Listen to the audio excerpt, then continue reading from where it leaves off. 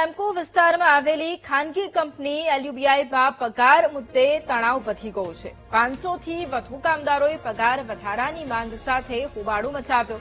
કામદારોનો આક્ષેપ છે કે સરકારના ધારાધોરણ મુજબ પગારમાં વધારો નથી કરવામાં આવ્યો। અનેક રજૂઆતો કરવામાં આવી અને છતાંય યોગ્ય પગલું ન લેવાતા રોષ ફેલાયો છે।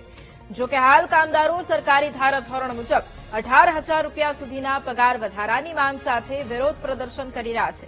પરિસ્થિતિ એ રીતે વણસી કે કંપનીએ પોતાના તમામ દરવાજા બંધ બહાર નીકળતા શ્રમિકોને રોકી દીધા અને જેને કારણે કામદારોમાં કંપનીના માલિકો સામે ભારે રોષ ફાટી નીકળ્યો। હાલ સમગ્ર મામલે તણાવપૂર્ણ સ્થિતિ જોવા મળી રહી છે અને પ્રશ્ન ઉભો થયો છે કે શું કામદારો તેમના હકનો પગાર મળશે કે નહીં।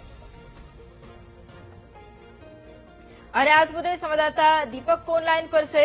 દીપક, મેમ્કો વિસ્તારમાં આવેલી ખાનગી કંપની કે જેમાં પગાર મુદ્દે હવે તણાવ વધ્યો છે, કામદારો પણ હવે જાણે આંદોલનના મૂડમાં હોય તેમ લાગી રહ્યું છે, શું માંગ છે તેમની?